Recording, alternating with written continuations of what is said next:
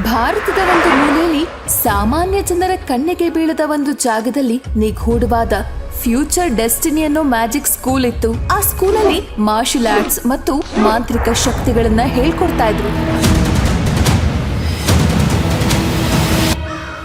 ಅವತ್ತು ಸೇರಿದ್ದ ಹೊಸ ಸ್ಟೂಡೆಂಟ್ಸ್ ತಮ್ಮ ರೂಮ್ ನ ಹುಡುಕ್ತಾ ಓಡಾಡ್ತಿದ್ರೆ ಪ್ರೊಫೆಸರ್ ಅಗ್ನಿನಂದ ತನ್ನ ರೂಮ್ ನಲ್ಲಿ ಕನಸು ಕಾಣ್ತಾ ಆ ಕನಸಿನಲ್ಲಿ ಡೆಸ್ಟಿನಿ ಅನ್ನೋ ಒಂದು ವಿಚಿತ್ರವಾದ ಬುಕ್ ಓದ್ತಾ ಜೊತೆಗೆ ಆ ಕನಸಿನ ಲೋಕದಲ್ಲಿ ಒಂದು ಅಗೋಚರ ದನಿ ಕೇಳ್ತಿದ್ದಾಗ ಒಬ್ಳು ಸ್ಟೂಡೆಂಟ್ ಒಳಗ್ ಬಂದು, ಸರ್ ನಿಮ್ಗೆ ಸ್ವಲ್ಪ ಟೈಮ್ ಇದೆಯಾ?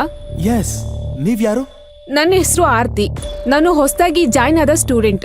ನಾನ್ ನಿಮ್ ಕೈ ಕೆಳಗೆ ಟ್ರೈನ್ ಆಗೋಕ್ ಬಂದಿದ್ದೀನಿ. ಆರ್ತಿ ಹೀಗೆ ಹೇಳಿದ ಕೂಡ್ಲೆ ಅಗ್ನಿನಂದನಿಗೆ ಒಂದ್ ಕಡೆ ಖುಷಿ, ಇನ್ನೊಂದ್ ಕಡೆ ಆಶ್ಚರ್ಯ ಎಲ್ಲ ಒಟ್ಟಿಗಾಯ್ತು. ಅವನು ಕೆಲವೇ ನಿಮಿಷಗಳ ಮುಂಚೆ ಕನಸ್ನಲ್ಲಿ ಓದಿದ ಬುಕ್ ನಲ್ಲಿ ಆರತಿಯ ವಿವರಗಳಿತ್ತು. ತಮಾಷೆ ಮಾಡ್ತಿಲ್ಲ ತಾನೆ?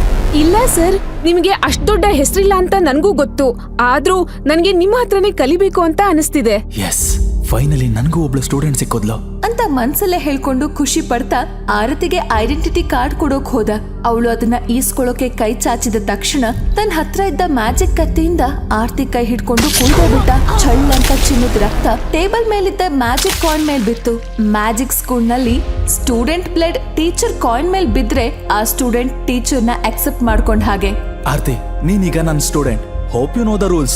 ಎಸ್ ಸರ್ ಅಂತ ಆರತಿ ಹೇಳಿದ್ಲು. ಆದ್ರೆ ಅದು ಅಗ್ನಿನಂದನಿಗೆ ಕೇಳಿಸ್ಲೇ ಇಲ್ಲ. ಅವನಿಗೆ ಇದ್ದಕ್ಕಿದ್ದಂತೆ ಹಳೆ ನೆನಪುಗಳು ಬರೋಕ್ ಶುರುವಾದ್ವು. ಆ ಹಳೆ ನೆನಪುಗಳು ಸಾಮಾನ್ಯವಾಗಿರ್ಲಿಲ್ಲ. ಆ ನೆನಪುಗಳಲ್ಲಿ ಯಾರಿಗೂ ಹೇಳಲು ಸಾಧ್ಯವೇ ಆಗದ ಯಾತನೆಗಳಿತ್ತು, ಅವಮಾನಗಳಿತ್ತು, ಕಣ್ಣೀರಿತ್ತು. ಸ್ವಂತ ತಂದೆಯೇ ಮನೆ ಬಿಟ್ಟು ಆಚೆ ಕಳುಹಿಸಿದ ನೋವಿತ್ತು.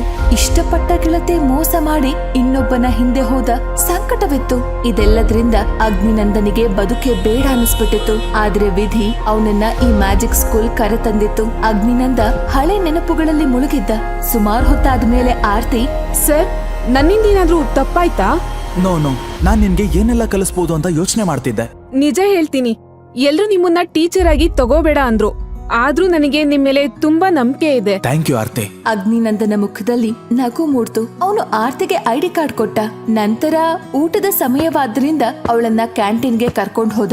ಅಲ್ಲಿ ಬೇರೆ ವಿದ್ಯಾರ್ಥಿಗಳು ಮತ್ತು ಶಿಕ್ಷಕರು ಊಟ ಮಾಡ್ತಿದ್ರು. ಅಗ್ನಿನಂದ ಅಲ್ಲಿ ಹೋದ ಕೂಡ್ಲೆ ಎಲ್ರು ಅವನನ್ನ ತಾತ್ಸಾರದಿಂದ ನೋಡಿದ್ರು. ಬಂದ ಮಿಸ್ಟರ್ ಝೀರೋ ಅಂತ ಗುಸುಗುಸು ಮಾತಾಡ್ತಿದ್ದು ಅವನ್ ಕಿವಿಗ್ ಬಿತ್ತು. ಅದ್ರ ಬಗ್ಗೆ ಯೋಚಿಸಿದ ಅಗ್ನಿನಂದ ಖಾಲಿ ಇದ್ದ ಟೇಬಲ್ ನಲ್ಲಿ ಆರ್ತಿ ಜೊತೆ ಊಟಕ್ಕೆ ಕೂತ. ಆಗ ಅಲ್ಲಿಗೆ ವಿಷ್ಣು ಅನ್ನೋ ಶಿಕ್ಷಕ ಬಂದ. ಮ್ಯಾಜಿಕ್ ಸ್ಕೂಲ್ ನಲ್ಲಿ ಅಗ್ನಿನ ದ್ವೇಷ ಮಾಡ್ತಿದ್ದೋರಲ್ಲಿ ವಿಷ್ಣು ಕೂಡ ಒಬ್ಬ. ಅವನು ಇವತ್ತು ತನ್ನ ಹತ್ರ ಹೊಸದಾಗಿ ಸೇರ್ಕೊಂಡ ಸ್ಟೂಡೆಂಟ್ಸ್ ನ ಕರ್ಕೊಂಡು ಕ್ಯಾಂಟೀನ್ ಬಂದಿದ್ದ.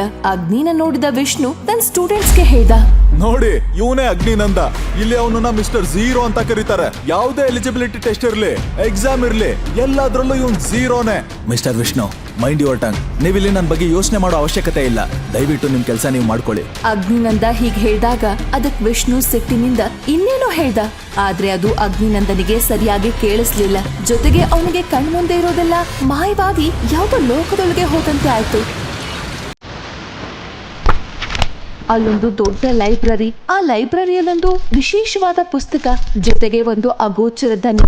ಅಗ್ನಿನಂದ, ನಾನು ನಿನ್ ಜೊತೆ ಇದ್ದೀನಿ, ನಿನ್ನೆ ಹಿಂಬಾಲಿಸ್ತಿದ್ದೀನಿ ಅಂತ ಅದು ಹೇಳ್ತಾ ಇತ್ತು. ಅಗ್ನಿನಂದನಿಗೆ ಏನು ಅರ್ಥವಾಗಲಿಲ್ಲ.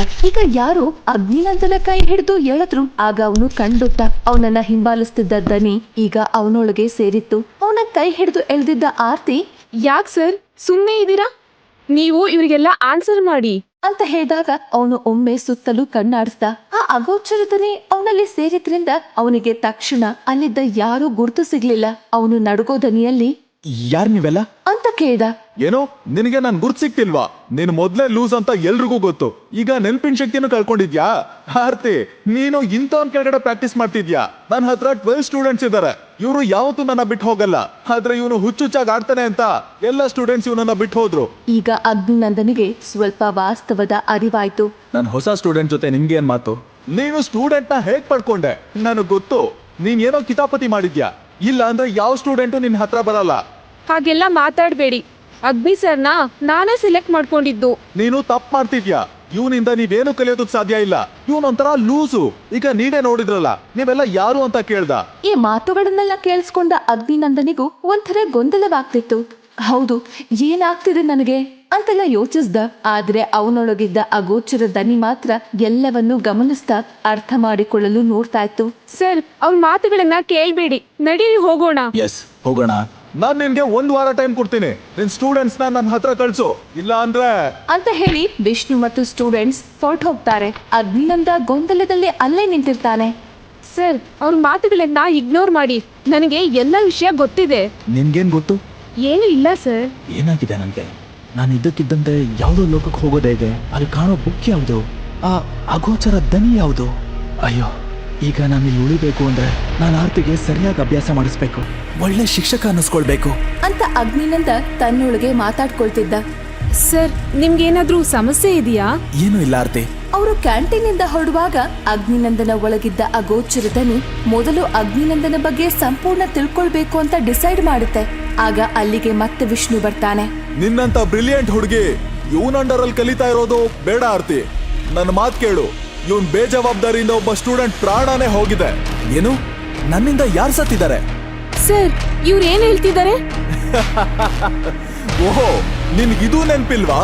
ಅವತ್ತು ನೀನು ಹುಚ್ಚುನಾಗೆ ಯಾವ್ದೋ ಲೋಕದಲ್ಲಿದ್ದೋನ್ ಹಾಗೆ ಹುಚ್ಚುನ್ ತರ ಕ್ಲಾಸಿಗೆ ಬಂದಲ್ಲ, ಆಗ ಸ್ಟೂಡೆಂಟ್ ಜೀವನ ಹಾಳಾಗೋಯ್ತು. ಅದನ್ನ ಎಲ್ರೂ ನೋಡಿದ್ದಾರೆ. ಇಲ್ಲ, ಅದು ನಿಜ ಅಲ್ಲ.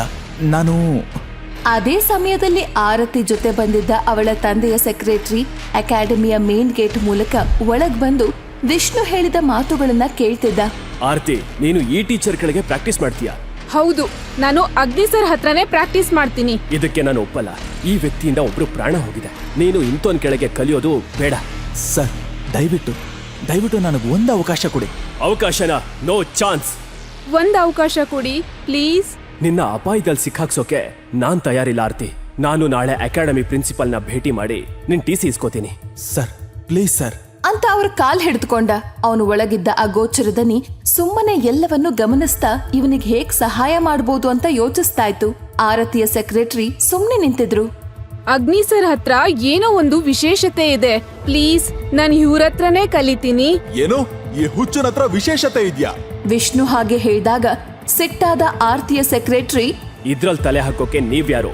ಇದು ನನ್ನ ಮತ್ತೆ ಆರ್ತಿ ನಿರ್ಧಾರ ಅಂತ ವಿಷ್ಣುಗ್ ಹೇಳಿ ನಂತರ ಅಗ್ನಿನಂದನಿಗೆ ಹೇಳಿದ್ರು. ಸರಿ, ನಾವೊಂದು ಒಪ್ಪಂದ ಮಾಡ್ಕೊಳ್ಳೋಣ. ನೀವು 1 ತಿಂಗಳೊಳಗೆ ನಿಮ್ಮ ಅರ್ಹತೆಯನ್ನ ಪ್ರೂವ್ ಮಾಡ್ಬೇಕು. ಇಲ್ಲ ಅಂದ್ರೆ ನಾನು ಆರ್ತಿನ ವಿಷ್ಣು ಅವ್ರಿಗೆ ಟ್ರಾನ್ಸ್ಫರ್ ಮಾಡ್ತೀನಿ. ಹಾಗಾದ್ರೆ ಅಗ್ನಿ ಆರತಿನ ಉಳಿಸ್ಕೊಳ್ತಾನ ಅಥವಾ ವಿಷ್ಣುಗೆ ಸೋಲ್ತಾನ?